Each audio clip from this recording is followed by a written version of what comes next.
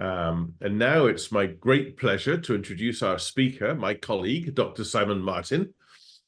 Simon is Associate Curator and Keeper in the American section here at the Penn Museum. He received his PhD from the Institute of Archaeology, University College London, and also holds an MA from the Royal College of Art in London.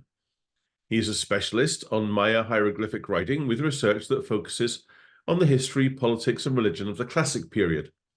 He has done extensive epigraphic fieldwork at the UNESCO World Heritage Site of Calakmul, Mexico, and published widely on the leading role this kingdom played in Maya history.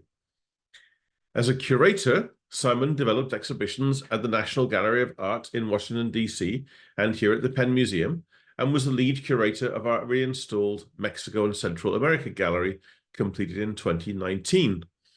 After that, he took a year's leave of absence to take the prestigious J.I. Kislak Chair for the study of the history and cultures of the early Americas at the Library of Congress. He is known for his co-authored books Chronicle of the Maya Kings and Queens from 2000 and Courtly Art of the Ancient Maya from 2004. And in 2020, Cambridge University Press published his monograph, his latest volume, Ancient Maya Politics, A Political Anthropology of the Classic Period, 150 to 900 CE. This volume has been very successful.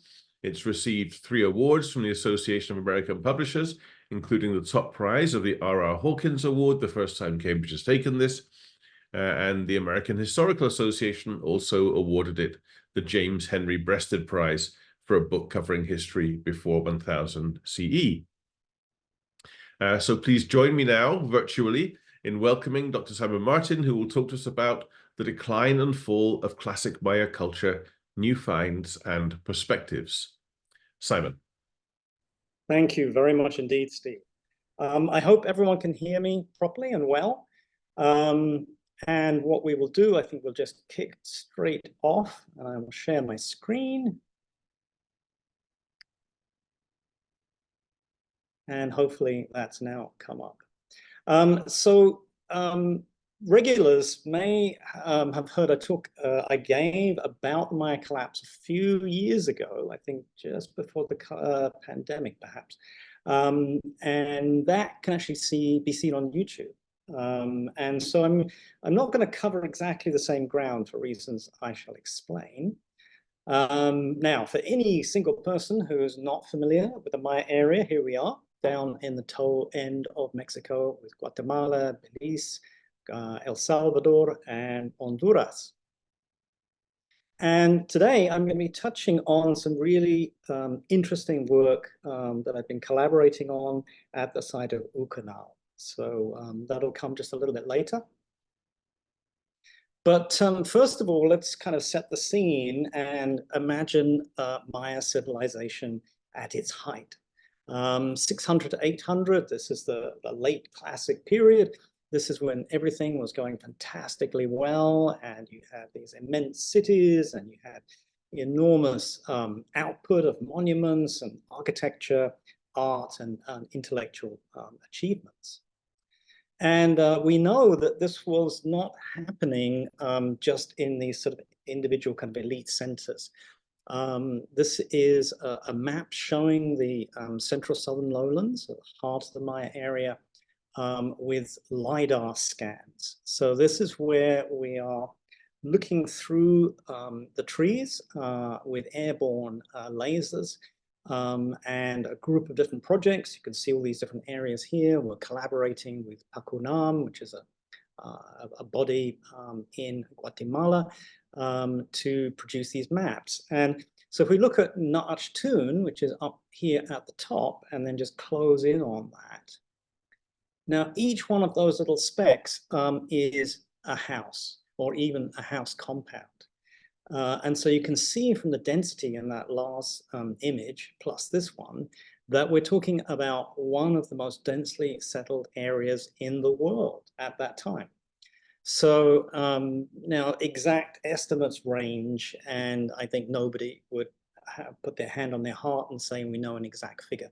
But we're certainly talking in millions of people, and upwards of 10 million wouldn't be particularly crazy. In fact, in the Maya area, we can do things that we can probably do nowhere else in the world, which is uncover completely new cities. This is the site of Okomtun, which was discovered only in the last year or two by Ivan Spreit, a Slovenian archaeologist, working with LiDAR and satellite maps and aerial maps. And so he found this site north of, sort of between the northern and southern lowlands, sort of smack in the middle area, and has now sort of visited it. And like a lot of these sites, looters had already found it, but this site, this is completely new to science. No, no Maya archaeologist had ever been there before. So sites of this size, of complexity, are really the kind of things that still lie out in the jungle, amazingly enough.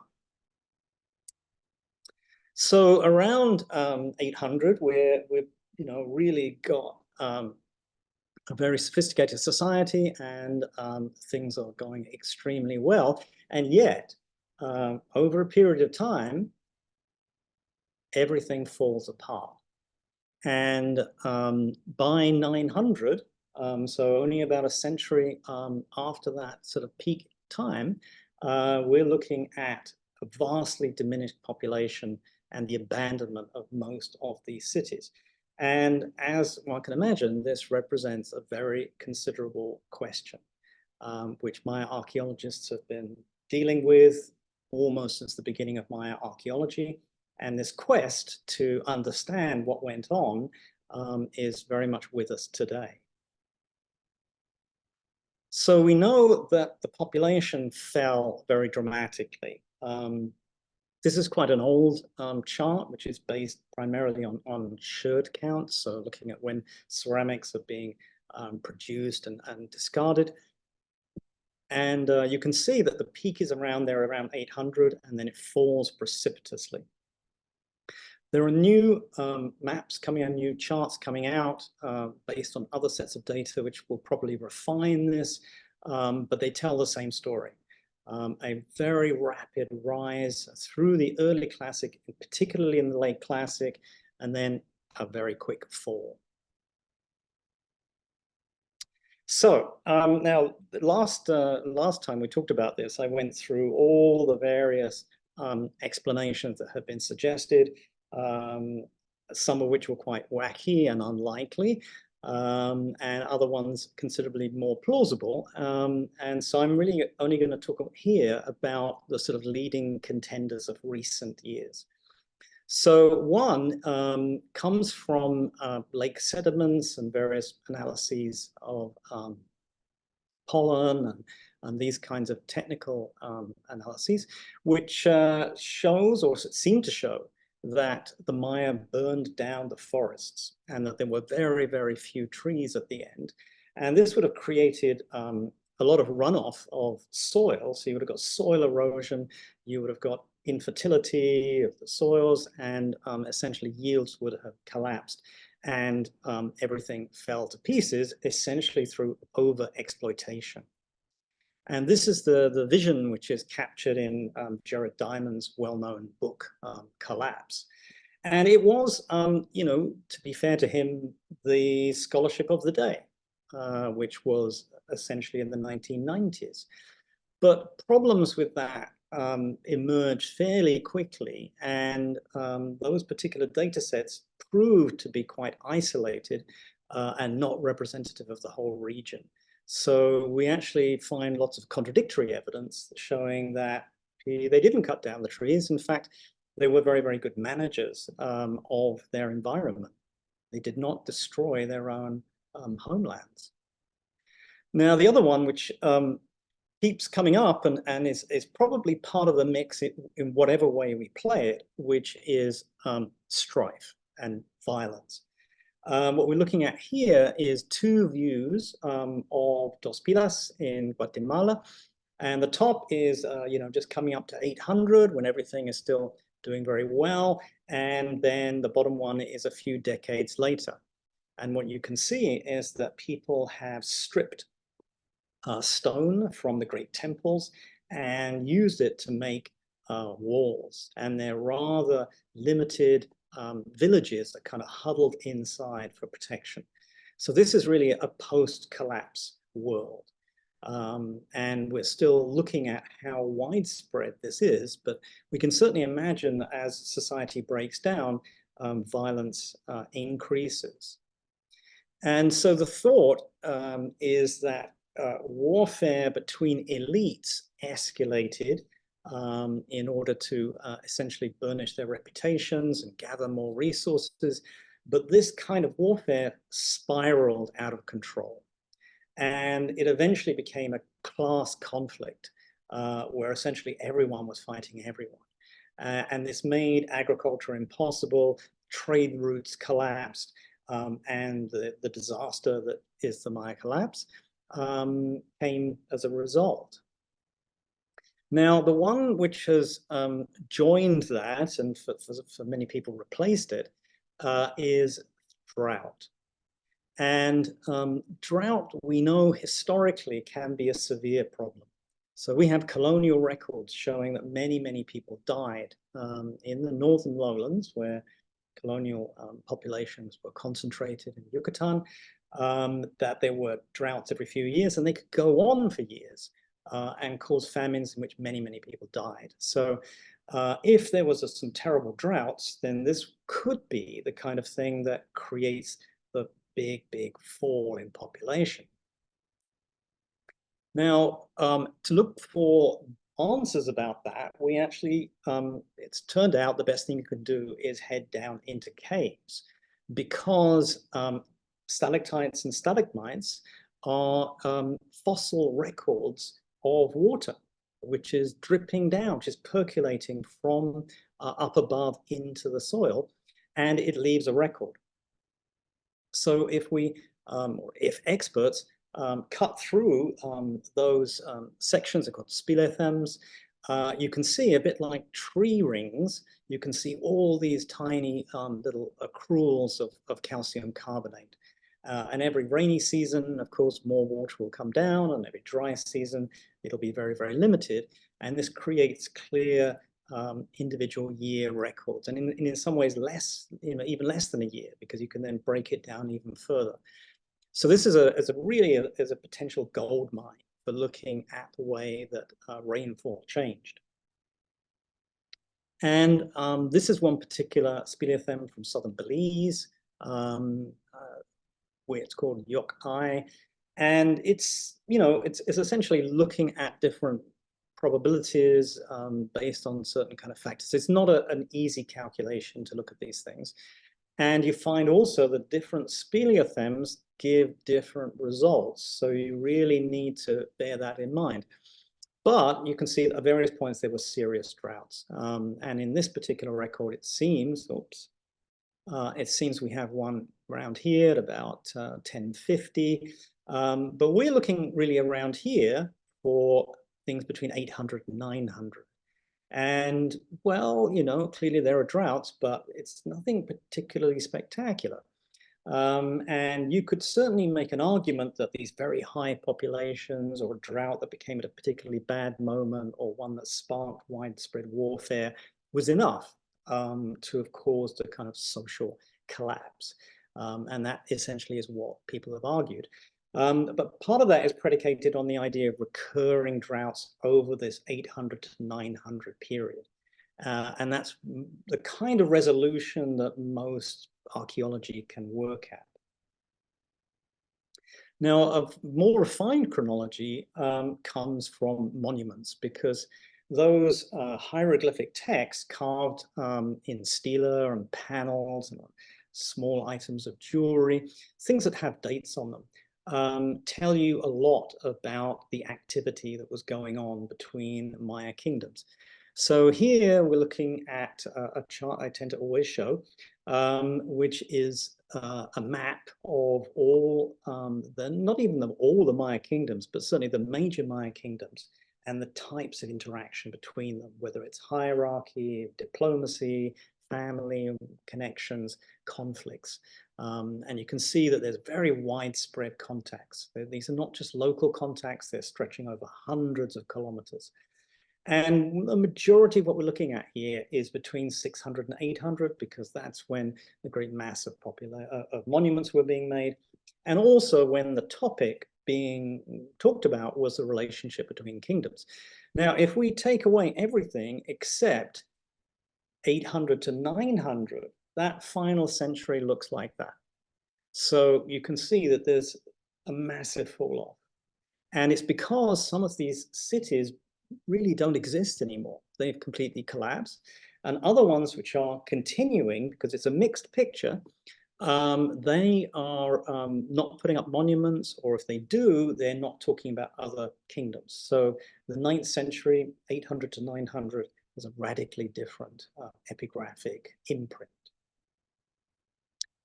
And the key data that comes out of that is when is the last monument, because we can use that as a proxy for the end of a political regime. Now, it may not line up perfectly, but I think most people agree that it's a pretty good indicator of when a royal group, dynastic lineage, which has the power to carve monuments and celebrate themselves, when that comes to an end. And these are the last dates at a range of cities in the southern central lowlands. And you can see sort of around sort of 790 to around 909. That's the kind of range we're talking about. And that's the kind of data which has led people to look at this century-long decline. You certainly get some places that hang on into the 10th century, and some places that were already teetering by the end of the 8th century. But the monuments tell a slightly different story, because if you look at total production and see where the great mass of monuments was being, when it was being produced, we have this kind of chart. And it shows very clearly that the big fall off happened around 810.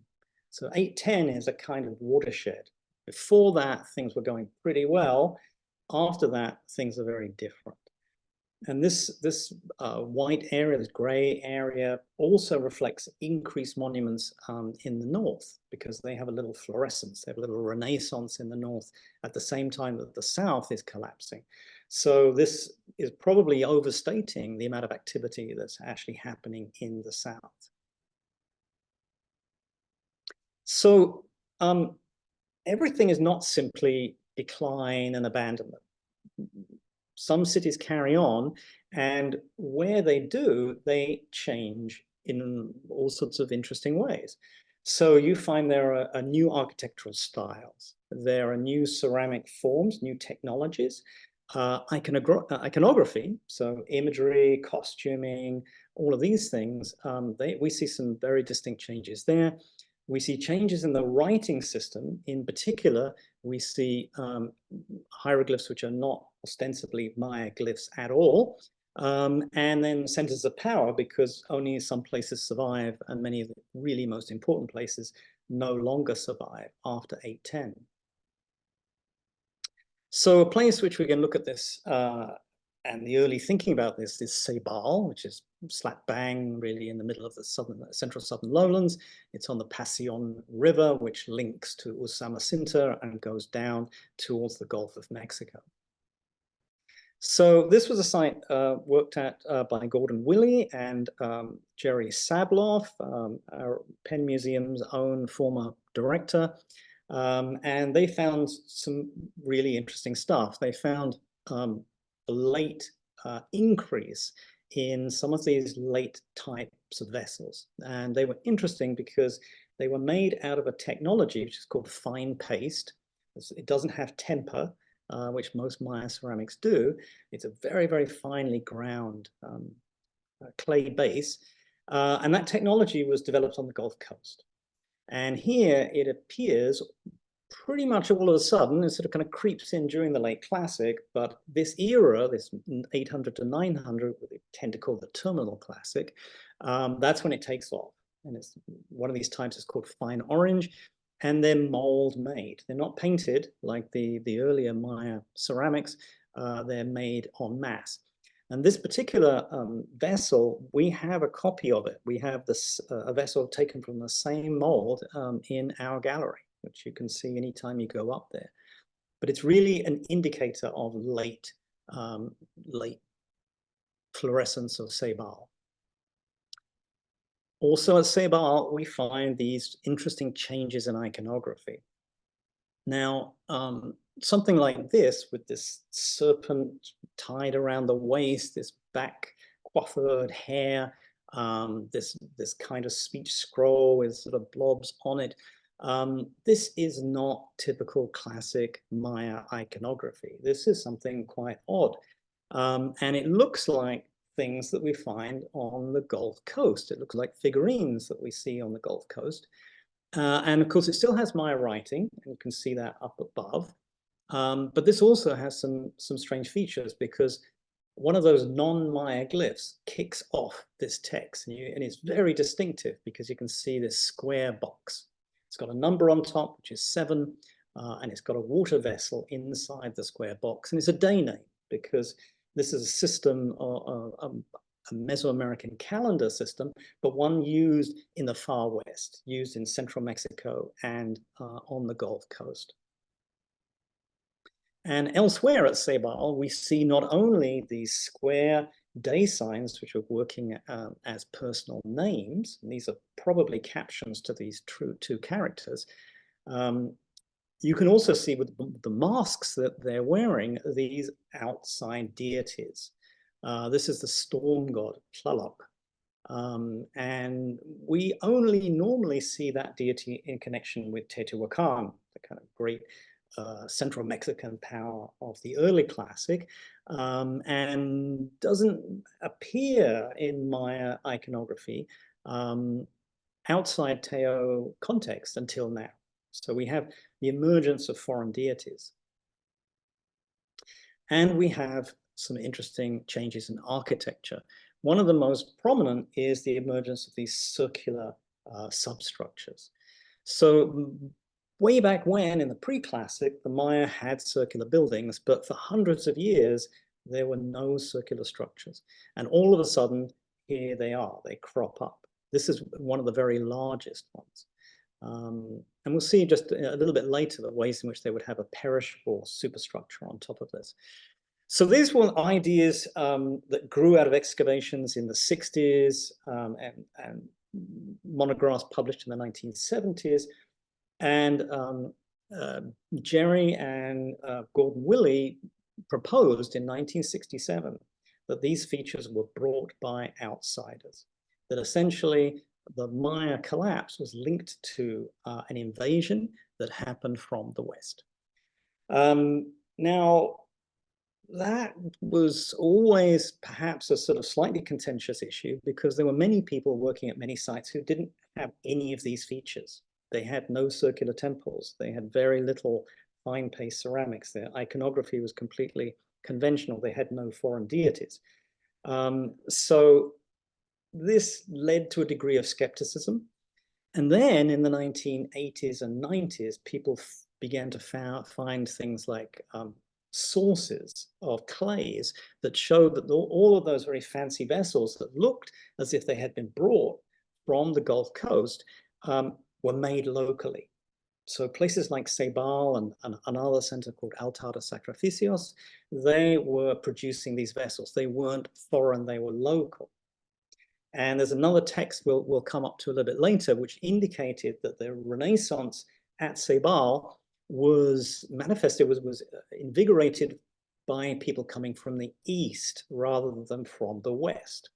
And so a Western movement from Central Mexico is kind of, integral to the idea of a Western invasion.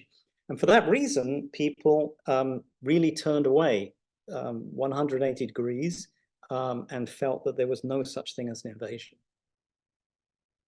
So let's move now to our gallery and this monument, Altar 13, from a site called Caracol. We'll see a map where that is in a little bit. And we have had a group of monuments from Caracol since the 1950s.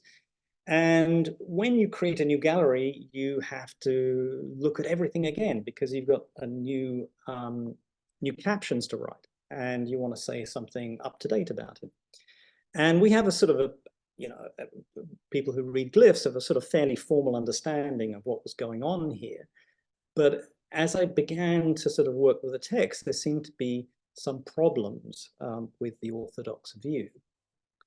So here we see the text is really rather eroded, but surprisingly legible, given how badly eroded it is. But we see two figures. On the right is the king. So this is the king of Karakol with the fancy feather headdress.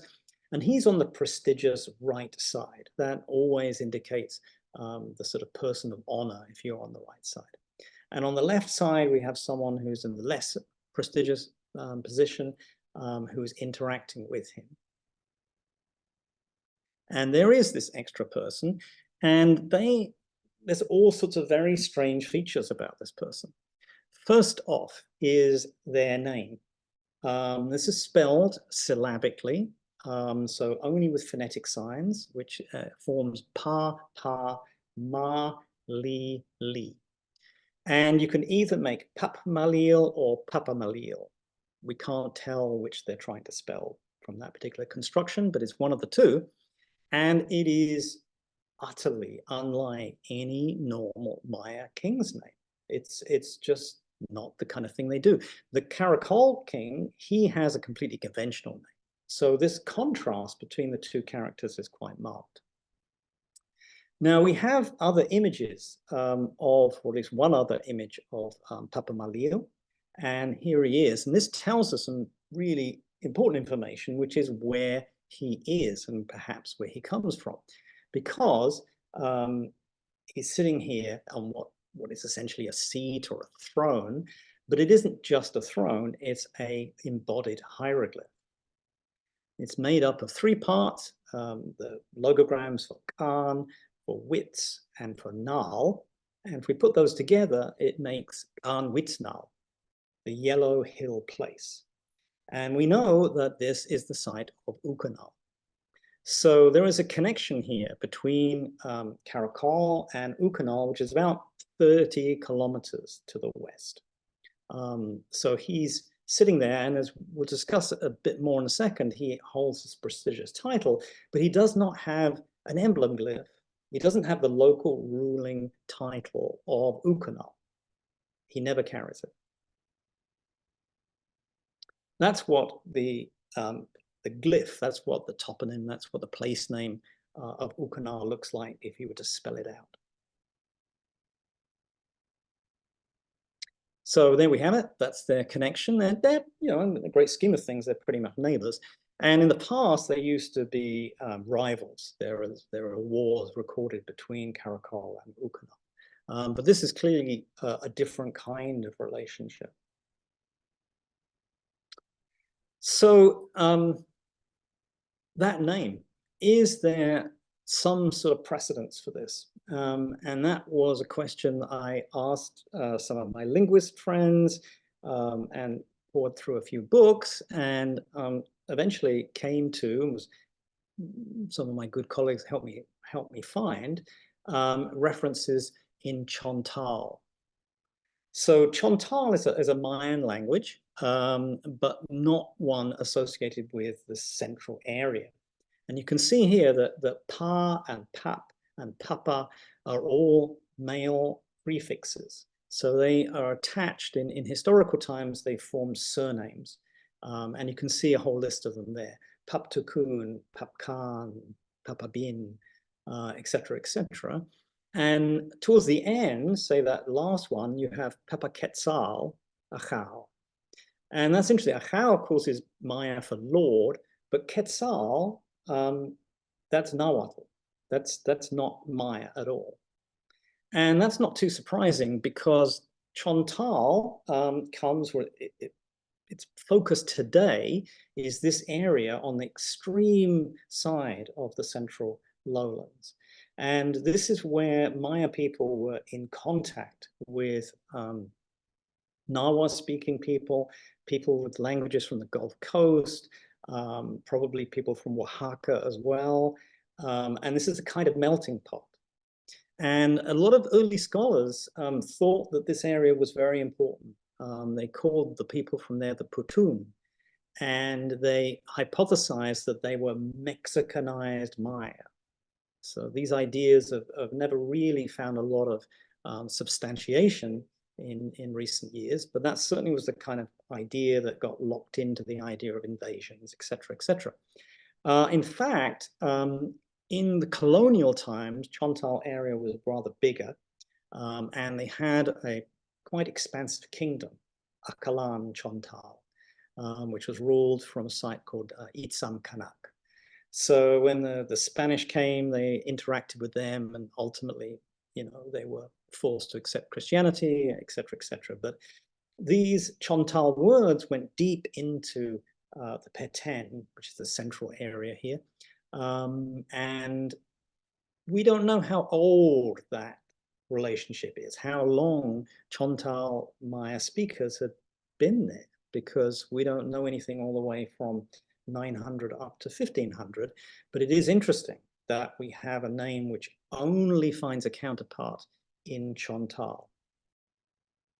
So let's move to his dress. Now this again is full of peculiarities. Let's look first of all at this headband.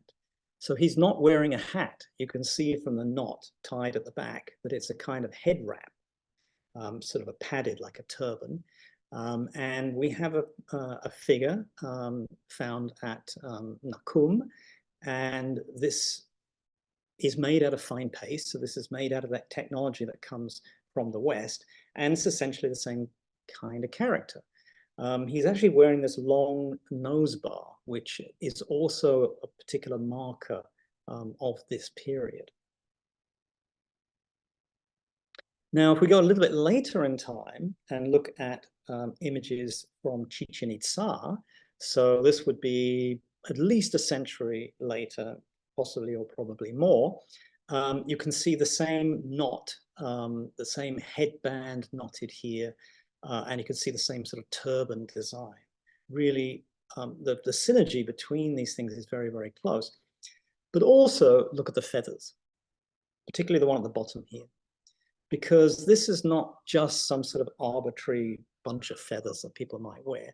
What Papa Malil is wearing is just not typical. This is not what we see the Maya doing. And it's 3 feathers, but it's 3 feathers coming out of a sort of mottled thing here. But we know historically that this is down. This is a sort of downy ball of which feathers come out of it. And it's a kind of insignia which the Aztec called tamale. And we're still some interesting linguistic debates about exactly what that means and to what degree it's associated with the warriors and to do with captives. But it is very interesting that tamale should show up so early and in the heart of the Maya area. Now, other places we see this are in central Mexico. Here we have the wonderful murals of Cacaxtla. So this is in near Puebla. This is not that far from Mexico City. So we're way, 1,000 kilometers away in central Mexico. And these characters, the victorious local Cacaxtla people, you can see here that this is exactly what they have. They have the down ball and have the feathers coming out. So this, at this period, and this is roughly contemporaneous with our image of Papa Malil, which is dated. I said that in the text, but I didn't emphasize that the date of that monument is 830. Also, and it's probably actually originally derived from a Teotihuacan concept, but here in the time of the Aztec, we see the continuity. By now, it's pretty much restricted just to 2 feathers, but you can see the feathers and the downy ball. So the headband is anomalous. The feathery tamale insignia are anomalous. His name is anomalous, but he carries a conventional Maya king's title. But it isn't just any title. This is the Colomte. This is, in this case, the West Colomte. And this is a level above a normal king. So not every king is called a colomte. And those who are those who control other kingdoms. So it's a kind of overlord statement. And it's obviously very prestigious, and it's much more prestigious than the title of the Caracol king. So that's very interesting. In fact, if we look at the whole monument, we find a couple of interesting things. First off, before we come to the arrows, is the fact that Papa Malil is mentioned 3 times. The Caracol king is only mentioned twice.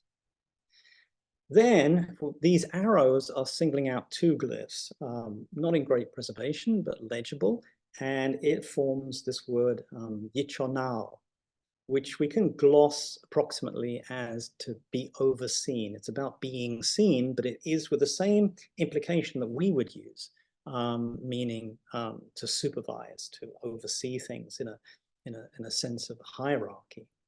And what this tells us very explicitly is that the Caracol king is beholden to Papa Malil. He is the superior figure, just like his elevated title would lead us to expect. So if to summarize all of this, we have a monument which is from 830, so we're after the 810 watershed, we're into the ongoing collapse period. We have a character on the left who should be subordinate, but in fact, this image and this text are doing different things. It's a monument which is working on 2 levels. Visually, and for a home audience, it shows the king and in the prestigious position and the higher feathers and all this kind of stuff. But the text is much more explicit about the true relationship between them. This is one in which the Caracol king was beholden to Papa Malil. And in fact, there's a date up here, which I think is about 817. And this event comes around very, very badly eroded, but it takes place at Ukanal. So these events that are going on, and this also involves another kingdom called Naranjo, kings are going to Ukanal to perform ceremonies. And that is very indicative of hierarchy. Okay, so on to Ukanal. This is where Christina Halperin and her colleagues have been working for a few years now. And I've been very honored to collaborate with them and to help to sort out particularly glyphs that might come out of the ground. So Ukanal, you can see their map is expanding all the time, and some really wonderful work has been going on in the last few years. And from a glyph point of view, the most interesting has been the recovery of some monuments. On the left here, you can see this new monument, Ukanal Stele 29. And the map on the right, this area around here where K is, this is the little plaza where this monument comes from. So it's right in the center. That was it as it was first coming out of the ground. It's face up, which is one of the reasons why it's so relatively badly preserved. And then the butt of the monument, the broken butt, was found later. And the whole thing could be stood up and examined. The team did some great photogrammetry and all sorts of imaging and photography that really helped me do this drawing. And that was a challenge because you can see how badly eroded the text is. We can see the figure quite well, but not so much when it comes to the text. He is, again, he's an anomalous character. He has that long bar through his nose. He's wearing this sort of short battle war jerkin, which has discs, which may be some sort of applique, I think, shell, or maybe even something more valuable like jade. And he has a spear thrower in his hand. So this hook you can see on the upper part of it, that's where you put the end of the dart, and then you use that to fling your weapon. And it is one of those technologies that was a big thing and very, very popular in central Mexico. This is the sort of typical armament of Teotihuacanos, and it makes a big comeback in this late period. And these darts are really enormous. These are far, far larger than we normally see. So he has interesting anomalous features, but most of that text is badly damaged. Here we have Christina, justly proud of the monument, which is now in Guatemala City. But you can see that it has a date, because it's possible to make out some tiny details up there in A1 and B1, which essentially narrow, together with the verb at A2, they narrow the possibilities quite dramatically. And it means the only feasible option is the date 869. So this would be a cartoon ending. But of course, his name and his titles and everything else is gone. But, oh, let's just go back, because the other thing about him that's interesting is how incredibly thin he is. So that's kind of just interesting stylistically, but he's not alone. This is a time when all sorts of people are shown very, very thin. And my good friend Vera Tisla suggested maybe this is because there's not much food around, which is quite possible. I also tend to think that they are contrasting themselves with the last of the Maya kings, because they tend to be very fat and corpulent and well-fed. And these guys are much more vigorous and much more svelte and much more ready for action. So this is a rollout of a vessel. This is one of Justin Kerr's photographs.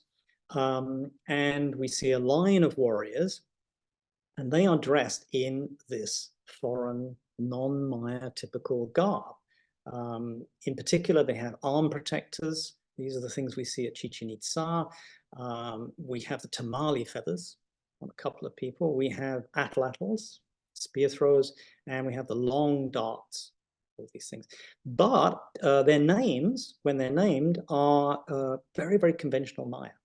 So this sets up a kind of not only these dichotomies between, are they Maya who are dressing in a way typical of Central Mexico, or are they people with a kind of dual identity who also have Maya names? This is the things which are up for debate. So yeah, let's just quickly go through those features. We have the tamale insignia. We have the unmodified cranium. So in the height of the classic period, the Maya modified their skulls with boards, which gave them a very flat forehead. And these are the return of more normal-looking profiles. We have the atlatl, and this is decorated with a sort of feathery black, sort of fur kind of thing. We have the arm protectors, the long darts, and this sort of ribbon at the back with feathers, which is also very indicative of this period and of the slender people in general. So let's move back in time just a little bit to the only well-preserved monument at Ukanal, Stela 4. And this has been known for a long time. It is from the period ending 10-1000 in the long count, which is 849 in the common calendar. And we see two figures, some text and some stuff in the sky. In fact, that stuff in the sky is very, very interesting. If we look at the drawing instead, what we see is a character who has some extremely anomalous features. Let's go through them. Well, first of all, he's wearing this jerkin, very much like the character does on Stela 29. It's virtually the same thing. He has darts. He has the atlatl. He has a very abstracted form of the jester god, Cow. So it's indicative of this rulership. He has a plated headband. That tends to be quite a feature. And he has beads or something sewn into what we presume is his hair.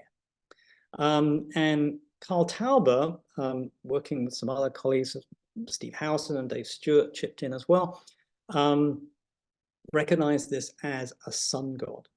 And it's a hybridized form. So parts of it are are quite Maya in the sense that it's got this headband, this Ahau feature, because the name of the Maya sun god is each Ahau, the sunny, radiant lord.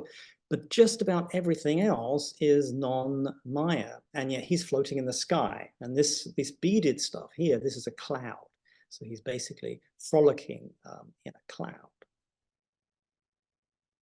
And if we look way north, back to Chichen Itza, and a little bit later in time, probably at least a century later, we see essentially the same character. So we can see he has the jester god headband, he has the plated headband there, he has the beads in his hair, and he's carrying an atlatl, sort of feathery one, and darts. So really, apart from the battle jerkin, he's equipped in exactly the same way. And so once again, this is this hybridized figures, partly Maya and partly it's Tonatiuh, the central Mexican sun god, and that's where we see this rayed disc. This is really indicative of central Mexico.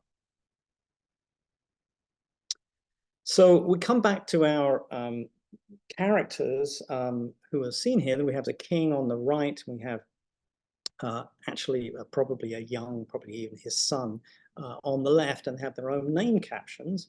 The date is how this little section begins. But the important thing to note is here, because we remember that the square blocks with characters inside them are not Maya. They are what we find on the Gulf Coast and in central Mexico. And so this is 10, something that can't really be read, and 13, what looks like a vulture.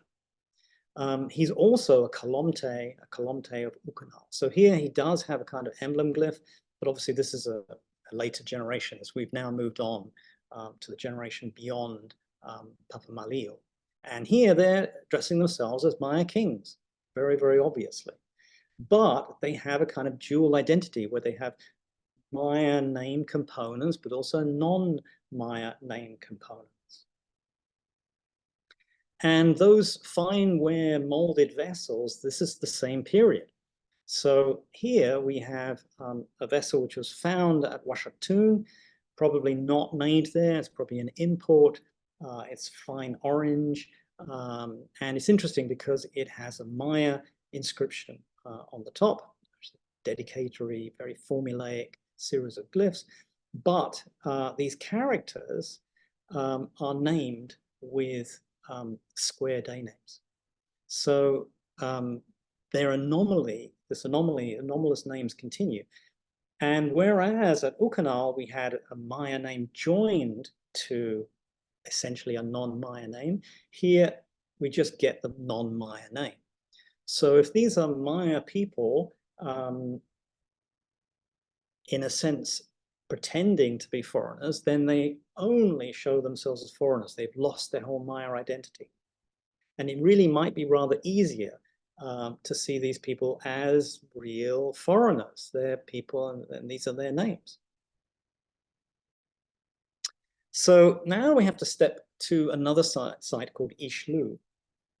And this particular monument, Altar 1. And we're going to look at the date, which is at the front part. Close in on that. And this is what the great Mayanist Sylvanus Morley believed. He thought it was 2 Ahau 13 Chen, and that would equate to 10-10-00. And that is what you will find in all the literature. It is wrong. You can sort of see the way that I've drawn it, that in fact there were 2 missing dots here. So it's not 2 Ahau, it's actually 4 Ahau.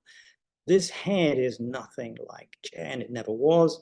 And in fact, what we have is 4 Ahau 13 Karkin, and that just places it 20 years earlier.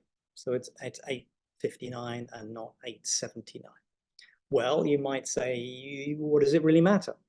Well, it matters a lot, because that means that the altar is exactly the same date as the stela, which was also found at Ixlu, stela 1.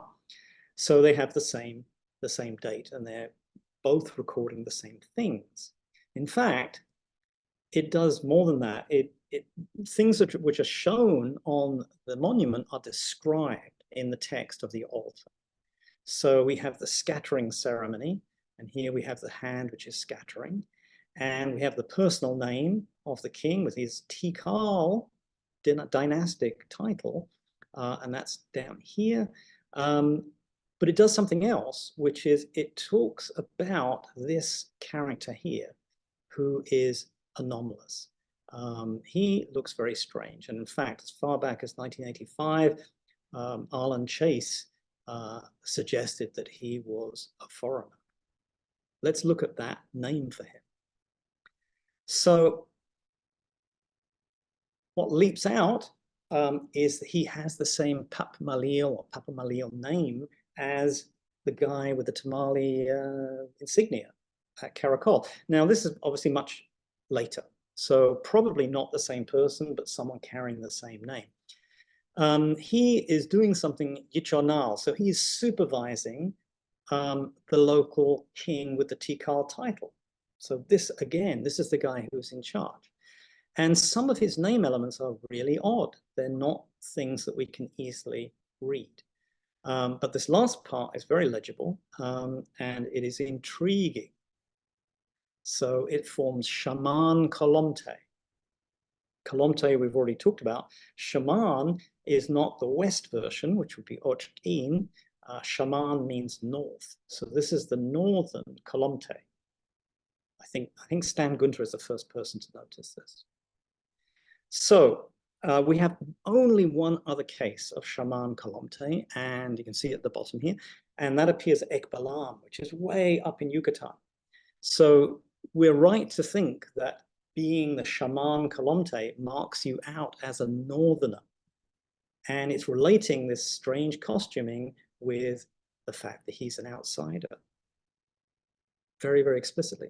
And the costume is a little bit like things you see at Chichen.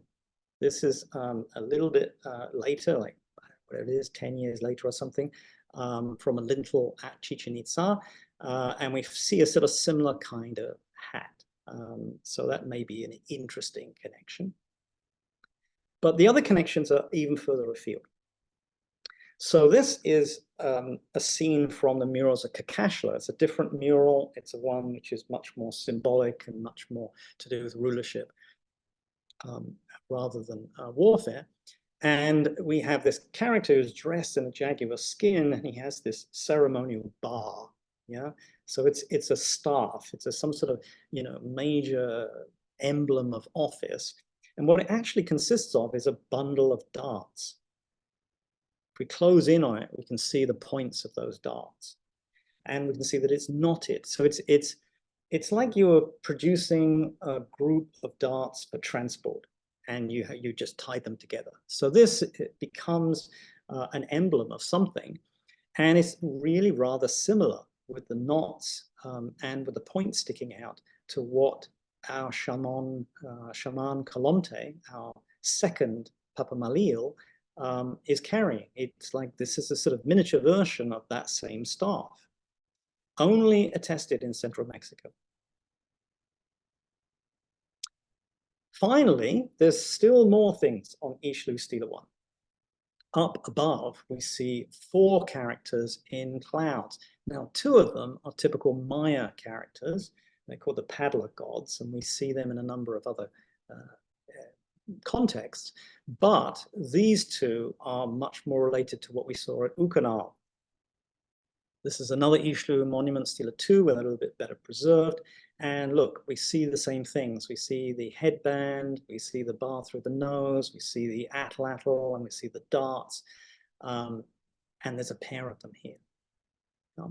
So we have a later, slightly later version of the same kind of phenomenon. Now, if the guy on the left is essentially Tonatiuh, the Central Mexican sun god, then who is the guy on the right? Well, Carl Tauber suggests that this is Quetzalcoatl. This is the same pairing at Chichen Itza, which is repeated here at Ixlu in earlier time. So we have the hybrid Tonatiuh and Quinichajao, the Maya and Central Mexican sun gods fused into one, and then the much more overtly Central Mexican god, Quetzalcoatl, who the Maya called Kukulkan, which is just a straight translation of the Quetzal bird snake. So this is fascinating because it suggests that this dualism, that this binary pairing of gods goes back 100, 150 years. So let's nip into Ceibal and sort of kind of finish up with some of that data which was talked about in the 1960s. This is structure A3, and the most important monuments are the ones which are arranged around it. So there are 5. There's 4 outside and there's 1 inside. One of these is Stela 11, and all of them were commissioned on the same date. So they are, every one of them on the same day in 849. And this one has a very, very interesting text, which Linda Sheely and a student called Paul Matthews first published on in the 1990s. It really badly needs redrawing because it's been eroded quite a lot. So I'm going to use here an early photograph.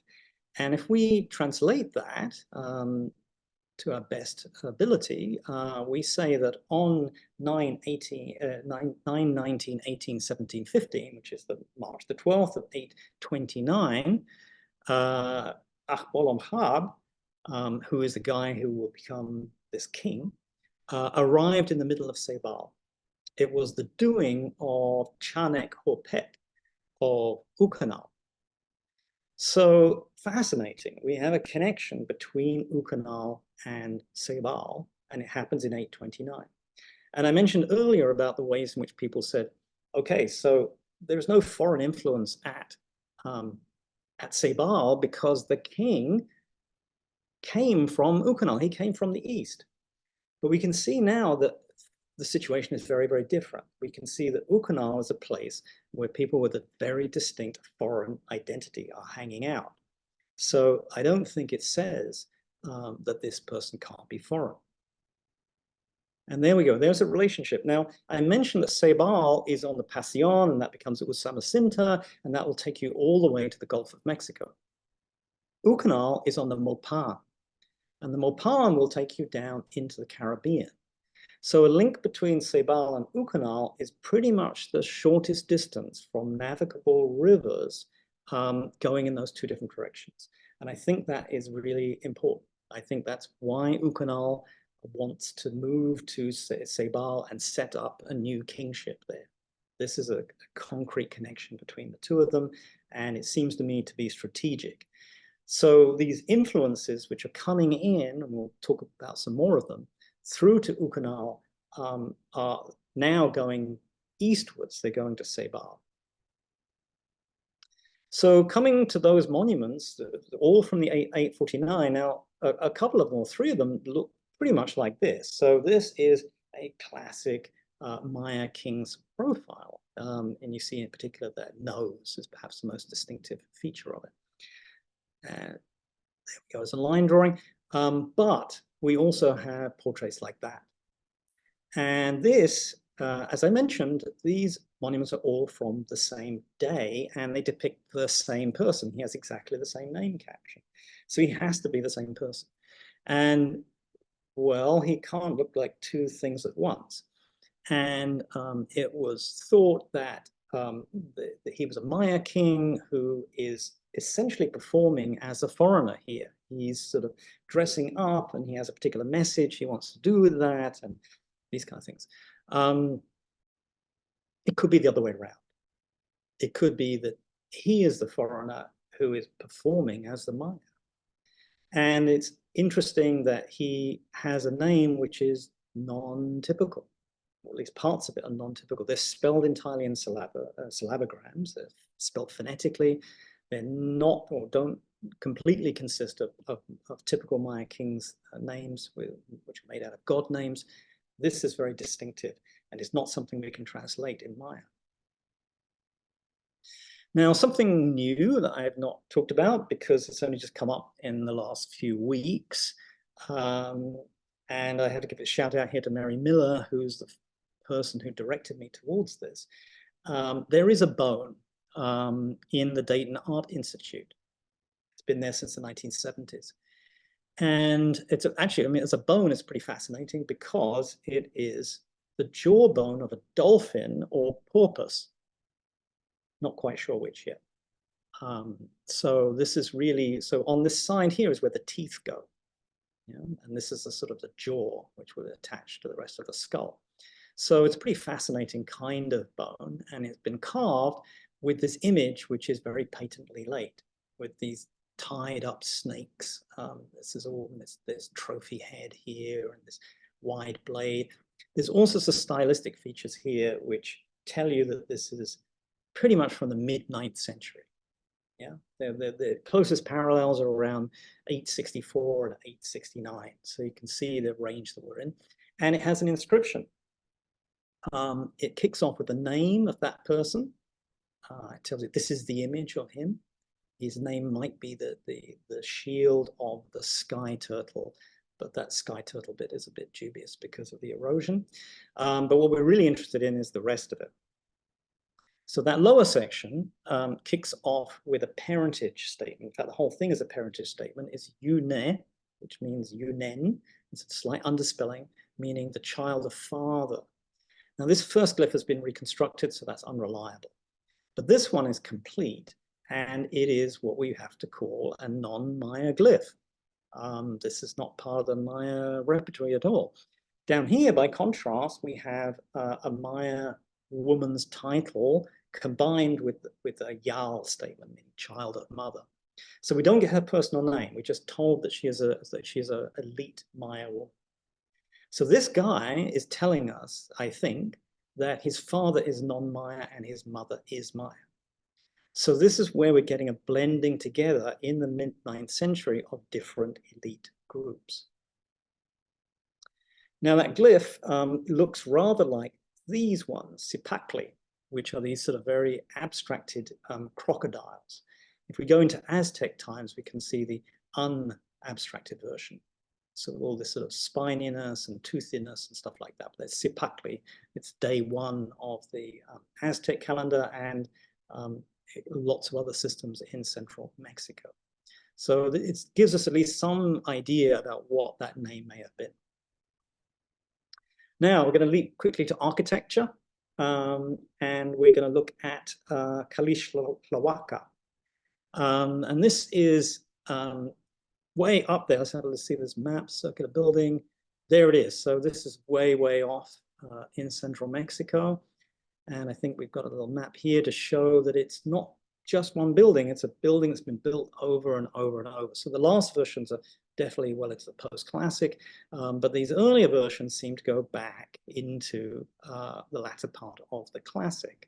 And these are the kind of structures that we associate with central Mexico and the Gulf Coast, and particularly with the worship of Quetzalcoatl in his wind deity form. So that's what circular temples mean in central Mexico in the post-classic and probably in the classic. This is much more recent. This is an Aztec one on a recent excavation. But this illustration gives you an idea of what these things would have looked like. They would have had a perishable structure with a conical, probably tall, conical thatched roof.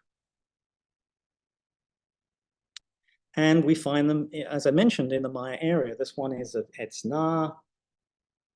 The most famous of all is the Caracol at Chichen Itza, but there are many of them. If we look at this map, it certainly in the north is massively underrepresented because you can see site maps with circular structures, unexcavated circular structures. So I think once a lot more archaeology has happened in the north, we will have many more. Down here, we see a concentration which were on the rivers going into the Petén from the Caribbean. Ellie Harrison Buck and Patricia McInerney have been working on this. But these tend to be kind of small. These are kind of humble ones. But these ones in the center here are not humble. They appear at Ceibal, Ukanal, and Nakum. I mentioned briefly, but that really is the third part of this sort of triad. We've seen this one. This is the largest at Ceibal. It's at the end of its own special causeway. That shows you how important it is. And here at Ukanal, older structures were repurposed. In fact, this one here had parts of its structure which were built into the fabric of a semicircular building. But essentially, these are old platforms with new temples put on top. And here we have the same kind of thing at Nakum. So again, there would have been some perishable superstructure on top of structure 12. And what's important, of course, is that all these sites are late, and they are the few sites who are actually doing well in the 9th century. They have stable or growing populations. Nakum, it does particularly well, and it has new construction. A lot of what you're seeing in this image was rebuilt in this period. And of course, people are erecting monuments. Many at Ceibal, 17 were erected in this period. So there's a lot of activity at a time when places like Tikal looked like the image we had earlier on. They are becoming abandoned. So as we begin to sort of kind of wrap this up into one particular story, we can just finish on this issue of Kalonte, because an ahau is a king in this particular context of Maya glyphs usually, and Kalonte is a super king. This is the special kings, and we see he's a rain god, he's got an axe in his hand. Now this is what group of Maya kingdoms had Kalonte status in the 8th century, 700 to 800. And you'd expect Tikal, Calakmul, Palenque, Copan, in major cities who have that status. But in the 9th century, that changes. Tikal is the only one that survives into the 9th century, and then only for 10 years. There are some very sort of Maya monuments which show the title at Machikila in 815 and Oshpimul in 830, but they're the last. We don't see those again. Otherwise, it's concentrated at the new sites, the reworked sites, the reinvigorated sites of Ceibal, Ukanal, and Nakum. And they carry on for longer. At Ceibal, it must be later than 889. So probably into the very early 10th century, they're using the Kalonte title. And there it is. And so we have this sort of nexus. We have this relationship between the molded vessels, which also have the square day names. We have the fine paste, we have the same material, but we have this foreign iconography. We have the square day names and names which are spelled syllabically, but not spelling Maya words. And we have the circular structures representing a cult which apparently develops in central Mexico. So all of these things lock together, and they look very much as if these things are coming in. They're coming from the West. And not all scholars would deny that. They would say, yes, these things come from the West, but they're being adopted as, for Maya purposes. It doesn't mean that there were actual foreigners there. And I think what we're talking about here is a kind of potential paradigm shift to go back and say, maybe the old guys weren't completely wrong.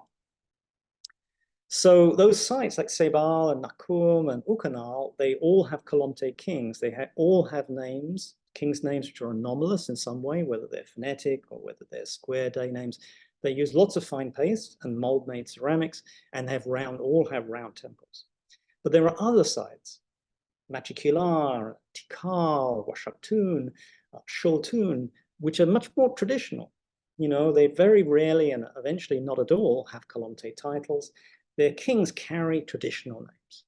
They don't use much fine paste or mold made. We haven't found a lot archaeologically there, and they don't have round temples. So this is a division which is going on, and they're contemporaneous.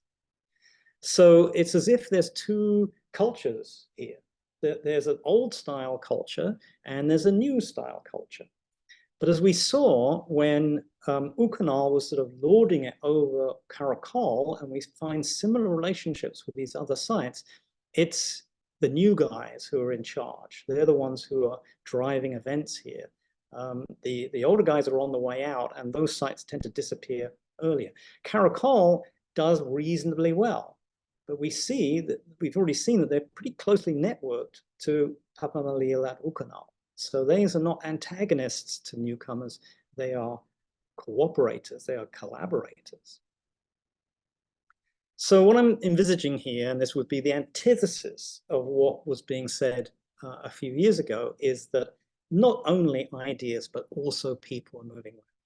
And there's some great work by Veretisla looking at the ways that even during the late classic, you find head shapes changing, different kinds of skull deformation, modification around the coasts. And we've got good reason to think that the Peten is being entered from both sides. It's coming in from the east as well as it's coming in from the west.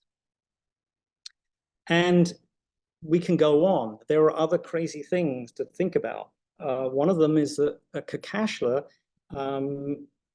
we know it's not a contentious point that the defeated people have the skull forms of Maya.